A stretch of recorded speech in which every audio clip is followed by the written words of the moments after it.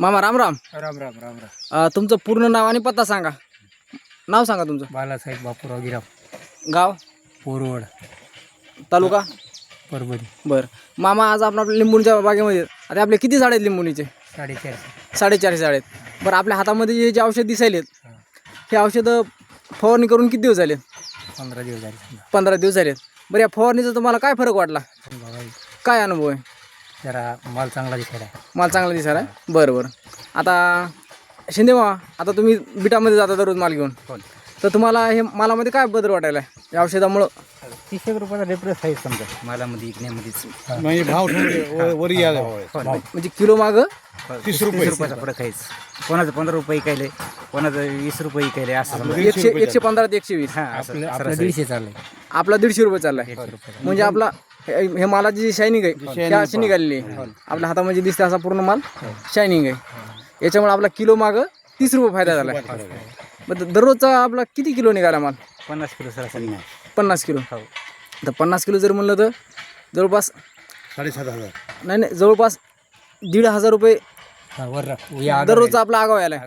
जर औषध आपण नसतं फवारलं तर बाकीच्या बरोबरला आपल्याला 115-120 लागला असता ना. आपण कचाच माल काढत होतो. हां. का असं आहे ना? बरं फवारणी केला आणि नाही केल्याचा काय फरक वाटते तुम्हाला? समोर झाड आहे तुमचे ते.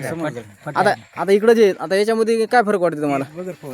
आता इकडं फवारणी केलेली नाही तर इकडचा मालामध्ये शायनिंग वगैरे नाही आणि इकडं मालामध्ये शायनिंग वगैरे चांगली वाटेल. आता माल दाखवा बरं कसा आहे. आता फळं वगैरे जे येतं